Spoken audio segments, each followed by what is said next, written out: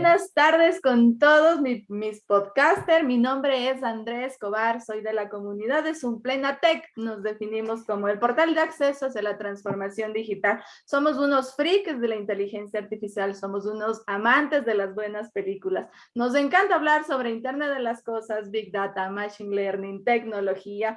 Y después de 2 años de estar en el mundo de los proyectos, nos decidimos a crear este espacio de comunicación entre ustedes que están atrás de pantalla y aquí nosotros invitando y trayendo expertos a nuestra mesa. Si quieren, entren a @Sumplenatech en Facebook, Instagram, TikTok, LinkedIn, en donde van a poder encontrar y enterarse más de todos estos episodios del podcast. El día de hoy estamos en nuestro tercer episodio de la segunda temporada y estoy muy feliz hoy de contar con un ecuatoriano que nos está representando por allá, muy lejos de aquí del país, y no quería perder la oportunidad de conocer cuál es su historia. El día de hoy también me acompaña Alexander Sarabia, que ya lo conocieron en el primer podcast y es parte de nuestra comunidad y uno de nuestros fundadores. Entonces, chicos, bienvenidos y muchas gracias por estar aquí. Qué gusto conversar con ustedes. Es un placer, muchas gracias por la invitación. Muchas gracias a ustedes también por estar aquí. Harry, no pude condensar todo ese back que tienes ahí, entonces te dejo en tus manos para que te puedas presentar. Muchas gracias. Bueno, como comentaba, o sea, de mi parte es un poco complicado expresar bien a qué me dedico, pero es porque me dedico a dos cosas principalmente. Actualmente soy becario doctoral para la Comisión de Investigaciones Científicas de la provincia de Buenos Aires. Y bueno, estudio un doctorado en la Universidad Nacional de La Plata. Estamos orientados a la investigación de celdas solares de perovskita libres de plomo, que son una alternativa de bajo costo a las celdas de silicio que se utilizan actualmente. Y bueno, también las perovskitas son compuestos bastante atractivos actualmente en el mundo de la eh, recolección de energía solar, en el mundo de la optoelectrónica. Entonces es una tecnología bastante disruptiva.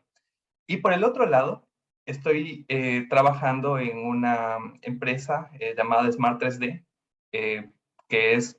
viene a ser Kodak 3D Printing a nivel mundial. O sea, estoy en el área industrial de la empresa y eso me abrió también a un mundo totalmente nuevo de impresión 3D que no es el que uno normalmente está acostumbrado. O sea, es una impresión 3D orientada a hacer cosas que vienen a ser de uso final en la industria o de uso final como producto. Entonces es eso. Y bueno, básicamente estoy dedicado a ambas cosas. Actualmente estoy viviendo acá en Argentina.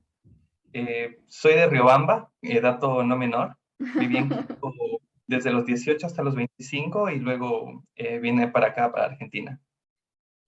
¿De qué profesión vienes? Soy ingeniero en mecatrónica. Ya. Sí, me gradué en la UTE. Ay, buenísimo. Y cuéntame un poquito, antes de entrar ya un poco enfocándonos a lo que haces, cuéntame un poquito cómo fue tu trayectoria, cómo llegaste al final a estar allá en Argentina haciendo cosas locas. Y bueno, todo empezó porque o sea, es una historia que se remonta muy para atrás. Cuando tenía como 18 años, 17, 18 años, mi idea era venir acá a Argentina a estudiar astronomía. Pero bueno, Astronomía. sí, astronomía. Ok. Entonces, la cosa es que, bueno, en mi familia no hubieron los recursos como para eso y tampoco como que no les llamaba mucho la atención la idea de que venga a estudiar algo en ciencias. Y bueno, mi segunda opción era, bueno, entonces si es que no es astronomía, quizá física. Y dije, bueno, me voy a meter a física en Ecuador. Luego tampoco me dieron chance de eso, me dijeron, bueno, si te vas a Quito, tienes que estudiar algo, ahí viene la típica que nos dicen a todos, algo que te dé trabajo. Entonces está como que chúticas. Y nada, y justamente ese año cerraron la carrera de física en Riobamba, en la Spoch. Entonces yo no tenía chance más que irme a Quito para eso o nada. Y dije, bueno, y se me habían pasado ya las inscripciones a todo lo demás. Que bueno, metí a mecatrónica y la inscripción fue en la UTE. O sea, fue todo al apuro. Ya, Pero yo tenía la idea de que una vez que termine con mi carrera en mecatrónica, dije, bueno, me voy a Argentina a estudiar una maestría, aunque sea en física, pero no me voy a quedar con las ganas. o sea, estudiaste mecatrónica porque te tocó. Sí, básicamente dije, bueno, hagamos la mecatrónica, qué podría mal ir Salir sal? mal. ¿Ya? Y nada, luego terminé de estudiar, inclusive yo tengo a mi novia en Ecuador, le decía que, bueno, pero fíjate que una vez que termine mi carrera, me voy a ir a Argentina a estudiar la maestría al menos unos 2 años. Y nada, o sea, inclusive con todo ese background fue que terminé mi carrera, pasó un año y un poco más, hice un emprendimiento allá y apenas tuve algo de plata, dije, bueno, me voy, porque si no es ahora, no es nunca. ¿Ya? Y vine acá por una maestría en física. ¿Qué tal te Y ha tratado la física después de seguir tus sueños? durísimo. O sea, Era lo que esperabas. sí, o sea, es hermoso porque es como que lo vertiginoso de hacer lo que querías hacer. O sea, tú sientes que es, o sea, si bien no es un maltrato, porque uno a veces está acostumbrado a relacionar los momentos duros con un maltrato, sino es una experiencia compleja, pero bastante enriquecedora. Es decir, a uno tener la sensación de poder tener ese vistazo desde hombros de gigante cuando estás haciendo algo que te gusta es algo hermoso. O sea, para mí es de las... Yo siempre digo que la mejor decisión que tuve en mi vida fue venir a Argentina. Es decir, como experiencia. Fue una hermosa decisión y hasta ahora, luego ya de casi 3 años, sigo acá. O sea, Qué estoy a bueno, días de 3 años aquí. excelente. Pero siguiendo tus sueños y nada puede valer sal, ¿no? Ah, pues, Y de ahí, bueno, pues terminas esto de física y te lanzas al PhD. Y así, claro, así. Ajá. Claro, en realidad no termino todavía la maestría porque el tiempo de pandemia fue bastante duro para mí. O sea, yo al principio me sostenía acá con un emprendimiento que tengo en Ecuador. O sea, tenía un local en Quito de impresión 3D. Ese año y medio, bueno, en realidad desde que egresé de la universidad allá, me contrataron unos chicos que ahora tienen una empresa de cortadoras láser, pues me contrataron para trabajar con ellos de impresión 3D, aprendí el oficio y luego empecé yo con mi propio negocio de impresión 3D. Entonces, claro, empecé eso, hice un poco de plata, lo dejé medio estable y chau. Y la pandemia me dejó sin mi negocio, me dejó totalmente mal. Entonces, como que puso un stop en la maestría, pero ahora estoy a una materia de ya culminar y de ahí la tesis. Y es que para la impresión 3D el mercado es un tanto complejo también, ¿no? No es que todo el mundo se lanza a hacer cosas con impresión 3D. ¿O cómo ves que ha cambiado eso tal vez?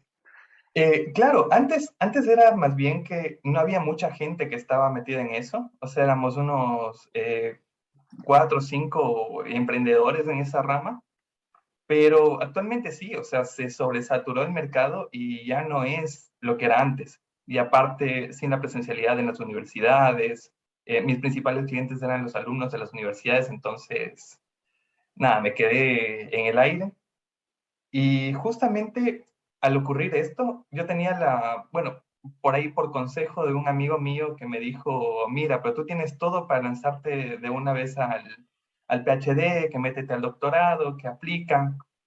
Y yo dije, bueno, o sea, podría aplicar una beca. Apliqué a 2 becas. Entonces, bueno, la una no salió, estaba bastante expectante de que me salga esa beca, no terminó dándose.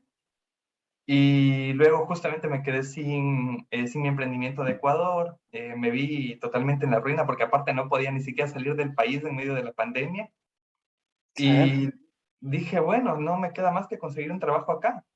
Previamente trabajaba, pero lo hacía un poco como que por disciplina, tenía un trabajo de medio tiempo como administrativo en un lado, que era al lado de mi casa, eso más.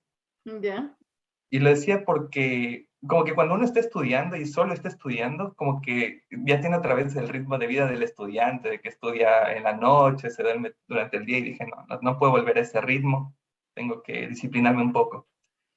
Pero bueno, es decir, volví a buscar un trabajo como que en serio, y ahí me topé justamente con la empresa donde estoy ahora, que se dedicaba a la impresión 3D industrial. Dije, bueno, voy a aprovechar lo que sé y de una vez vamos para adelante con eso.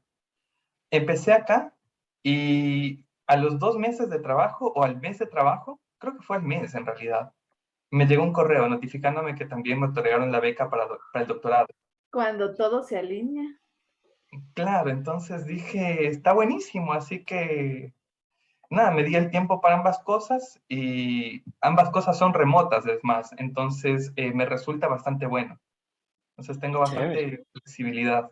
Sí, sí, sí, ha sido algo bastante positivo, al menos tanto para mi currículum como para mi economía, porque digo, estaba tan en el aire por el tiempo de pandemia, que haber encontrado esas dos oportunidades remotas, con flexibilidad, no sé, me resultó totalmente provechoso. Wow, qué historia más, o sea, uno ve ahí en redes sociales y ve los perfiles de LinkedIn y dices PhD y dices, wow, pero no, en realidad no sabes todo el back que tuvo que haber pasado esa persona y todos los retos que la vida le está poniendo. Qué interesante, qué bonita historia. Quisiera un poco que nos centremos en qué haces, ahora sí, un poco en Cristiano, qué haces para saber en qué te estás moviendo y qué tal fue ese camino, porque seguramente aquí en Ecuador será otra historia diferente. Claro, bueno, ¿qué es lo que hago? O sea, ya en lenguaje más coloquial. Yo actualmente desarrollo negocios para una línea de impresión 3D industrial, es decir, vienen a ser impresoras 3D, o sea, tienen una función de una impresora 3D, fabrica cosas mediante un método llamado manufactura aditiva o Additive Manufacturing, AM en inglés. Entonces, lo que hacen estas máquinas es lo mismo que las impresoras 3D de escritorio, o sea, mediante agregar material, van creando una pieza y esa pieza va a tener propiedades dependiendo de dos cosas. Primero que nada, la geometría, tanto externa e interna de la pieza, y también las propiedades del material. Al tratarse de impresoras 3D industriales, tienen el agregado de que estamos hablando de materiales de muy alto rendimiento, es decir, son materiales increíblemente fuertes, o también que tienen algunas propiedades bastante interesantes, o sea, dentro de un montón de industrias, inclusive la medicina y más. Entonces, sí, o sea, son máquinas que, por ejemplo, si uno está hablando de una máquina de escritorio, por ejemplo, una impresora 3D como las que yo vendí en Ecuador, que están alrededor de $200, $300. Ya. Una impresora 3D industrial puede pasar de los decenas de miles o de los cientos de miles. Entonces es un mercado bastante interesante y justamente tiene ese precio porque son aplicaciones que están fuera de, ¿cómo decirlo? O sea, que son muy, muy especiales, muy específicas y también muy disruptivas para el mercado. O sea, si una persona tiene una impresora 3D industrial en su línea de producción, puede generar tecnología muy disruptiva. Como un ejemplo, ¿cuál nos podrías dar así de una aplicación que hayas visto? Yo sé así de curiosidad nada más que en la industria aeroespacial utilizan este tipo de impresoras con titanio y son muy complejas además. Pero de lo que tú haces y de los negocios que tú has levantado, ¿cuál sería una aplicación? Claro, por ejemplo, si bien no puedo hablar de cosas muy concretas por el tema de los derechos de las cosas que hacen las empresas a las que se les comercializa esto, por ejemplo, algunas aplicaciones son para las aerolíneas, cosas tan simples como, por ejemplo, un portavasos, ¿ya? Un portavasos que tiene que ser de un material muy resistente, pero que se haga una relación costo-beneficio con respecto al combustible, por ejemplo, que va a utilizar un avión. Es decir, un avión necesita portavasos y estos portavasos muchas veces están hechos con materiales muy, muy pesados, como por ejemplo metal, aluminio, cosas así. Entonces, con impresión 3D se puede reemplazar ese tipo de materiales, porque los polímeros son mucho menos densos y también tienen un desempeño bastante bueno. También, por ejemplo, justamente en estos materiales de altísimo desempeño, están aquellos que se pueden utilizar en la parte exterior, por ejemplo, de los chips aeroespaciales o también en la industria naval, también en la industria automotriz, por ejemplo, con materiales que aguanten altas temperaturas o con alta, ¿cómo sería esto? Estabilidad térmica, es decir, que tienen a veces como que una composición con fibra de carbono en pedacitos dentro que le va a dar más estabilidad, es decir, que cuando suba mucho la temperatura no se expanda demasiado el material, o si baja mucho tampoco se contraiga demasiado. Entonces son aplicaciones recontra locas, y por ahí una de las que más me atraen de este mundo es la de la biocompatibilidad de los materiales. Por ejemplo, hay materiales como uno de los más revolucionarios de la industria que se llama PIC. El PIC es un material que es carísimo, empezando por ahí. No recuerdo cuáles son las siglas, pero lo que viene a ser es un material que es biocompatible, es resistente a altísimas temperaturas, es resistente a químicos, puede pasar por un autoclave y, por ejemplo, al momento de querer utilizarlo en personas, también es implantable. Es decir, y aparte tiene otra cosa muy curiosa, que que los coeficientes mecánicos son muy similares a los de los huesos humanos. Es decir, es un material súper increíble para implantología craneal, por ejemplo. Tengo un gran amigo de Ecuador que es científico, es de los pocos expertos en impresión 3D veterinaria que debe haber en el mundo. Es una persona muy especial, de hecho, y que él justamente, o sea, me ha ayudado con muchísima información para entender mucho más sobre este material. Y claro, o sea, para imprimir con esto no se puede simplemente en una impresora de escritorio, sino se necesita una impresora 3D industrial. Y con ciertas condiciones necesariamente, ¿no? Porque debe tener incluso propiedades antibióticas y demás del Claro, material. sí, o sea, no tiene antibióticas, pero son propiedades que, por ejemplo, yo si necesito desinfectarlo, yo puedo meterle un autoclave y el material va a mantenerse Con la intacto. misma forma. Exactamente. En cambio, materiales, por ejemplo, de impresión 3D de escritorio, el que más se utiliza, que tal vez hayan escuchado, el PLA, que ese material, luego de pasar de los 50 grados Celsius, ya empieza a deformarse. O, por ejemplo, lo máximo que puede imprimir tal vez una impresora 3D de escritorio es un nylon sencillo, que un nylon sencillo puede llegar hasta los 90 grados como mucho. Pero en cambio estamos hablando de materiales que se imprimen a más allá de los 400 y tantos grados, hasta 500 grados, que necesitan, bueno, y que aparte tienen su punto de vitrificación cerca de los 250, 300 grados. Así que eso. Juan, Y aparte, sí. no, que se me vino a la mente ahorita la pregunta, ¿cuánto cuesta hacer una pieza? O sea, sé que depende del tamaño de la pieza, del material, pero algo estándar, no sé, un mouse, de algo estándar de ese tamaño, del tamaño de un mouse. Claro, del tamaño de un mouse. A ver, voy a ponerlo tal vez en aplicaciones un poco de las que yo he trabajado. Por ejemplo, en costo de materiales nada más.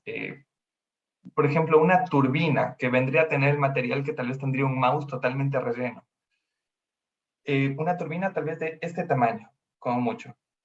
Tenía el precio de 140, no, ¿qué digo? Perdón, es $140 más o menos. 140 y algo. O sea, también ayuda mucho en el tema de costos, porque generalmente este tipo de impresiones 3D en PIC o en PIC CF, que es con fibra de carbono, es un reemplazo directamente al metal. Es decir, dejas de utilizar metal, no sé, una pieza que tendría que ser hecha en un mecanizado de 5 ejes, viene a ser reemplazado por algo impreso en 3D, que tiene propiedades muy similares, que tiene menos peso y que te va a resultar mucho más barato y mucho más eficiente. Entonces, eso. Y justamente hablando de esto de trabajo en metal también, yo puedo decir que tal vez de las cosas más interesantes que me han pasado con esto de estar en el mundo de la impresión 3D industrial ha sido el contacto no solamente con la tecnología que trabajo yo directamente, sino con todas las otras cosas que hay en el mundo en esta rama. Hay cosas demasiado increíbles que que muchas veces las veo y no me lo creo. Es decir, hay cosas muy locas en el mundo de la innovación de la impresión 3D actual. Qué chévere, qué chévere. Y que tú las estés desarrollando y que tú las estés compartiendo también con nosotros, André. Muchas gracias. ¿Cuánto se demora más o menos en crearse en el mismo ejemplo que nos dabas de esta turbina? ¿Cuánto tiempo?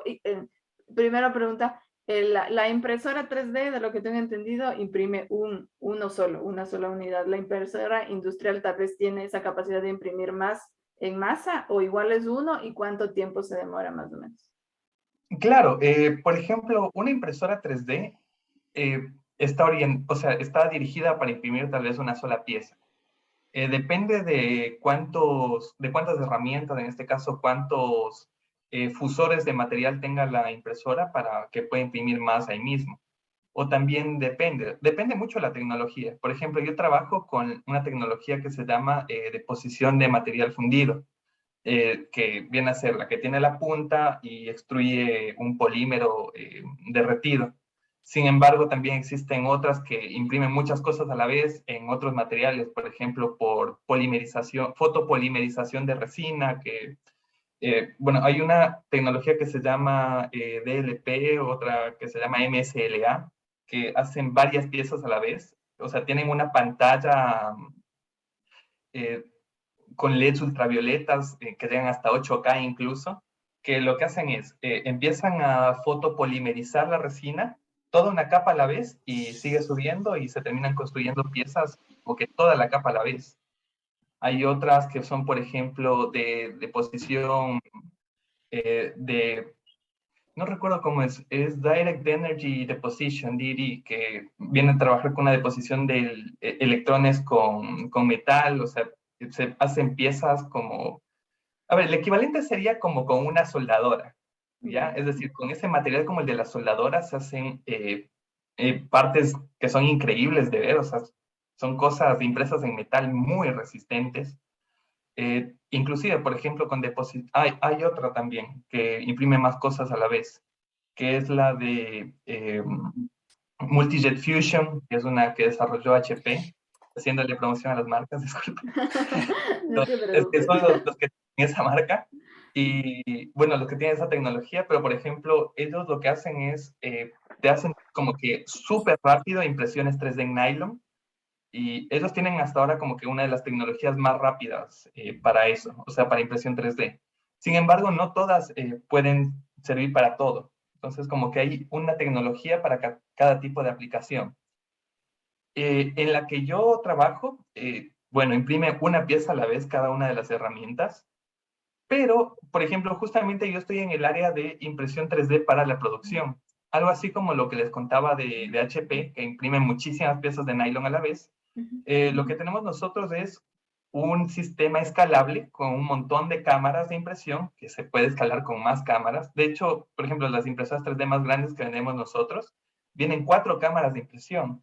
Entonces, que claro, o sea, te falta más producción. Bueno, metemos otra y en cada proceso de impresión puedes imprimir varias piezas. Sin embargo, o sea, como que un proceso de impresión te imprime una cosa, termina. Tienes que sacar eso, volver a empezar y vuelve a la impresión. Igual, por ejemplo, ahí también intervienen muchas cosas como robótica, automatización y que es bastante, es todo una locura, o sea, el cielo es el límite. Y de eso quería preguntarte yo, porque, bueno, yo vengo de la rama de la automatización y conozco los robots, los robotic arms, ¿no? Los brazos industriales. Y sé que tienes la capacidad, con las capacidades de este tipo de robots, de construir tú una suerte de extrusor, por ejemplo, y he visto que lo utilizan para hacer unas especies de iglús en cemento, ¿no? Entonces tú también estás relacionado con tecnologías así que nosotros consideramos súper locas y avanzadas y decimos, wow, mira un robot haciendo impresión 3D. O sea, hay algo súper chistoso en todo esto que yo me siento que estoy involucrado en todito, ¿sí? Porque como estoy haciendo siempre reuniones con los CEOs de empresas que venden otras marcas en todo el mundo, por ejemplo, a veces he tenido que hablar, por ejemplo, con gente de la India, que, bueno, o sea, cuando uno está haciendo relaciones públicas, en este caso, o negocios, uno se relaciona con gente que hace un montón de cosas y uno ya siente que está ahí como que metido en ese mundo. O sea, no directamente, pero tengo la suerte de poder ver las cosas que se hacen fuera y entre ellas, por ejemplo, justamente estos robots que, claro, son un brazo robot, un SCARA, que termina haciendo este tipo de cosas. Por ejemplo, hay algunos que te imprimen en plástico, que como es una cantidad brutal de plástico, en lugar de utilizar filamento, utilizan pellets de plástico. Entonces, por ejemplo, eso se usa mucho en la industria naval. Hay otros que, por ejemplo, como estos de metal que te comentaba, que son como una soldadora, que se utilizan para hacer cohetes o incluso para hacer armamento. Entonces, lo que hacen es, básicamente, depositan eso con un brazo robot grandote y claro, o sea, terminan de hacer eso y luego mueven eso para donde tenga que utilizarse. Recién estuve leyendo un artículo sobre una impresión que se hizo de 6 metros, totalmente de metal continua, que estaba muy, muy impresionante, o sea, e igual, o sea, con un tipo de estos robots. Súper impresionante, súper interesante que veamos esas tecnologías y sobre todo que ecuatorianos las estén palpando, no las tengan tan cerca. De hecho, Sí, hay una cosa bastante interesante sobre la impresión 3D de metal, que actualmente, o sea, uno ve impresoras 3D plásticas en casa de los amigos, que uno va a algún lado donde venden curiosidades y hay una impresora 3D, o a veces en las copiadoras uno va y ven que tienen su impresora 3D, pero actualmente la cuota de mercado de impresión 3D, el 51% de todo está para la impresión 3D de metal. wow. Y en Ecuador creo que ni siquiera hay, tal vez haya una impresora 3D de metal, pero nunca he visto ninguna allá. Y eso digo, y tienen el 51% de la cuota de mercado mundial de impresión 3D. ¿Y por qué Así será que no hay? ¿Porque la industria no lo pide o por más bien al revés, porque no hay el conocimiento para manejar estas impresoras? es que no hay el conocimiento en realidad. Uno como buen ecuatoriano dice, bueno, tengo esto en las manos, hora de contactar a los duros de Ecuador para veces que quieran invertir en algo así. Entonces, por ejemplo, he tenido llamadas con empresas importantes de allá que se dedican a la distribución de equipos industriales. Y claro, me dicen, mira, queremos una solución de manufactura aditiva, porque sabemos que eso es el futuro y no hay vuelta atrás, pero no sabemos nada. Y yo digo, bueno, o sea, yo te puedo indicar qué es lo que hacemos nosotros, bacán, y te puedo vender. Pero además, yo sé que esto no lo van a ver o no lo vas a escuchar de otra persona si no es de mí. Así que es como que siéntate y presta atención a lo que voy a decir. Bueno, existen esta tecnología, esta otra. Si es que quieren armar, por ejemplo, un buen portafolio, necesitan esto. Y lo importante está también en evangelizar a la gente que entienda para qué les va a servir. Es decir, actualmente no se puede hacer la expansión, por ejemplo, de esta tecnología si no es mediante ventas consultativas. Es decir, si es que uno no agarra el teléfono, llama tal vez a la empresa que fabrica, qué sé yo, electrodomésticos y le dice, mira, eso que haces con inyección plástica y utilizas moldes y utilizas tal cosa, no se puede hacer de otra forma, de una forma flexible y que te va a abaratar costos y va a tener un retorno de inversión bastante más rápido. Pero eso se hace agarrando el teléfono y llamando a cada uno a decirle, mira, tengo la solución para eso. Porque, bueno, así es la cosa. Es una tecnología muy nueva en este ámbito, porque existe desde los años 80 la impresión 3D, pero sí, o sea, para reemplazar tecnologías ya existentes, hay que evangelizar a la gente en eso. Y la divulgación científica es muy importante. Y si tuvieras que decirle, evangelizarle a una persona, a los que están escuchando el podcast, ¿qué sería? ¿Qué les dirías? ¿Para qué sirve estas impresiones 3D? En realidad yo lo que diría es, te sirve para todo, pero tienes que saber escoger. Es decir, tienes que tener primero que nada una aplicación y preguntarte bien, ¿cómo puedo hacerlo mejor?